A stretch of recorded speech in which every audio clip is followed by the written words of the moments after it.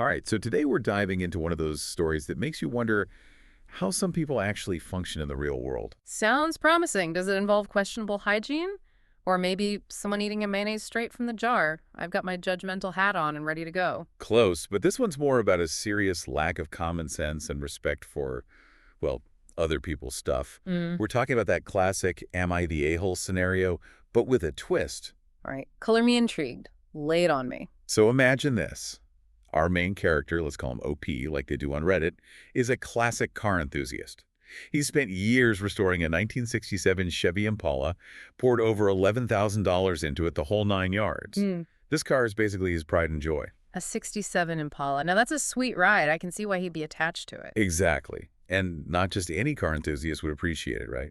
This thing is practically a legend, thanks to a certain TV show about two brothers and their adventures battling the supernatural. Oh, you mean Supernatural. Yeah, Dean Winchester's baby. I can see why scrapping this car would be considered a cardinal sin in some circles. You got it. So picture this. OP goes on a business trip, comes back home, and boom, his beloved Impala has vanished. Poof, gone. Oh, no. I'm already getting a bad feeling about this. What happened? Well, it turns out his girlfriend, who had recently moved in, decided to help him out by sending the car to the scrapyard. You're kidding? She scrapped a classic car, a 67 Impala, without even talking to him about it. Nope, not kidding. Apparently, she thought it was just taking up space in the garage. Wow. I mean, I'm all for decluttering and making space, but this is on another level. Yeah, the internet thought so too. When OP shared his story on Reddit, the community went nuts. The comments were a mix of outrage, disbelief, and of course, hilarious memes. Oh, I bet. What were people saying? People were losing their minds. You had the classic "get your money, king" comments, the "she traded your dream for a parking space" accusations. It was a whole internet roast of epic proportions. That's Reddit for you. They don't hold back. But, it's kind of heartwarming how people rally around these stories, offering support and advice, even if it's sometimes accompanied by a healthy dose of snark. Totally. It shows that even in the vast wilderness of the internet, people can still find a sense of community and shared outrage. Absolutely. There's something about seeing someone get wrong that brings people together. It's like a collective, hey, that's messed up moment. Right. And in this case, the outrage wasn't just online. Because guess what? When the police got involved, the junkyard suddenly found the car. Wait, seriously, they just found it. That's a little too convenient, don't you think? Yeah, like they were trying to sweep the whole thing under the rug. Or maybe they realized they messed with the wrong Impala and the wrong internet mob. Talk about bad luck. They probably thought they were getting a regular old clunker, not a piece of automotive history with an army of internet defenders. It's like that saying, don't mess with Texas, but for classic car enthusiasts. Mm. You straff their baby, they'll come for you. Exactly. It's like poking a hornet's nest, but instead of hornets, it's angry Redditors armed with memes and legal advice. And speaking of legal advice, this is where things get really interesting.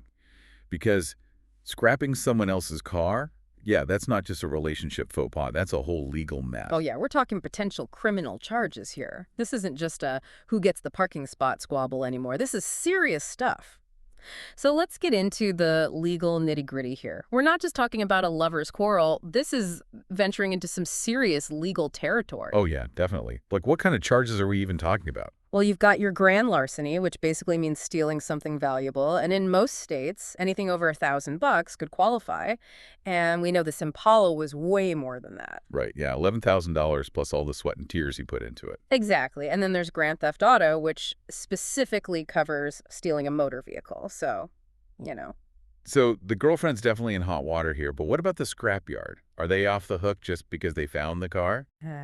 Well, that's where things get a little murky. I mean, their attempt to hide the car definitely raises some eyebrows. Yeah, like they knew they were caught red-handed. Yeah, it kind of suggests they knew or at least suspected it was stolen. Which brings us to receiving stolen goods, a charge that could apply to both the girlfriend and the scrapyard. Wow, so they could both be in trouble here. It's like that whole no honor among thieves thing. Yeah, but in this case, it's more like no common sense among car scrappers. A little due diligence could have saved everyone a lot of trouble. For real, though, you would think they'd at least check to see if the car was actually hers to scrap. Exactly, and that's where VIN numbers come. And those unique codes are like a car's fingerprint. Oh, right, the VIN number. I always forget about that. Yeah, It identifies and tracks its ownership, so the scrapyard really should have checked that before accepting the car. It's standard procedure, and failing to do so can have some serious legal consequences. It's like a baker not checking the recipe before throwing a bunch of random ingredients together, right? It's not going to end well. Exactly a recipe for disaster, so to speak. So back to the girlfriend for a second. What kind of penalties could she actually be facing? Oh, we could be talking jail time, hefty fines, restitution to the OP for the value of the car, and all the time he spent restoring it. Remember those photos documenting his progress? They're not just sentimental, they're proof of the hours and effort he poured into that Impala. It's a good thing he's got all that documentation. It's like they say documentation is king. Exactly. Without it proving the car's value and the extent of the damage would be much harder.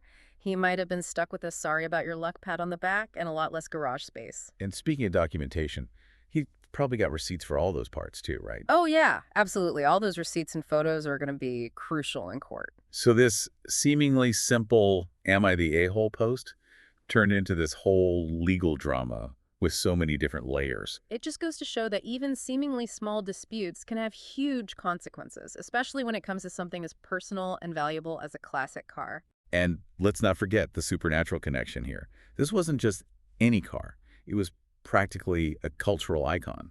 Right, this Impala had a whole fan base beyond just car enthusiast people who understand its significance. So it's like the car itself has its own legal team now. Exactly, and that brings up some interesting questions about how pop culture influences our perception of objects, their value, and even our legal system. It's like this whole thing went from 0 to 60 in like 2 seconds flat. Yeah, talk about a wild ride. But, Oh. beyond all the drama and legal stuff, this story really highlights the power of online communities. Oh, absolutely. For better or for worse, the internet can be an incredible force. It can bring people together, offer support, raise awareness. And expose some seriously questionable decision-making. Exactly. But it also has a dark side, right? Yeah. Misinformation, mob mentality, even harassment. It's a double-edged sword. Yeah, it's like with great power comes great responsibility, except in this case. It's like with great internet access comes the great responsibility to not be a jerk. Well said. And this case also makes you think about the whole concept of value, right? Like we often focus on the monetary value of things, but this story shows how sentimental value and cultural significance can play a huge role too. Right, like try explaining to someone who's never seen Supernatural why scrapping a '67 Impala is like a crime against humanity. Exactly. They'd probably think you were talking about some ancient artifact, not a car. And speaking of Supernatural, the fact that this car is so iconic because of the show adds a whole other dimension to the story. Absolutely. It's like the Impala itself has its own fan base, a whole community of people who understand its importance beyond just being a car. It's like Dean Winchester himself came down and said, "Not on my watch." Right. And it makes you wonder, could this real-life drama actually end up in the show somehow? Oh man, that would be amazing. Imagine an episode where Sam and Dean have to rescue a stolen Impala from a shady junkyard. The ratings would go through the roof. Or maybe they could even use it as a platform to raise awareness about classic car theft. That would be awesome. Yeah. Educate the fans about VIN numbers and the importance of documentation. It would be a fitting tribute to the Impala's legacy, both on and off screen. So as we wrap up this deep dive into the world of Am I the A-hole, classic cars, and internet justice, what are the key takeaways for our listeners? Well, I think the biggest lesson here is the importance of communication and respect, whether it's with your partner, a business, or even just acknowledging the sentimental value of someone else's belongings. And always document everything. Those photos, receipts, detailed notes, they could save you a lot of trouble down the road. And remember, the internet is a powerful tool, but it's important to use it wisely. Be skeptical, avoid jumping to conclusions, and always double-check those VIN numbers. And on that note, we'll wrap up this deep dive into the wild world of Reddit legal drama and the enduring legacy of Supernatural. Until next time, stay curious, stay informed, and most importantly, stay out of trouble. And if you do find yourself in a pickle, remember there's always a helpful Redditor out there somewhere ready with advice, support, and maybe even a meme or two.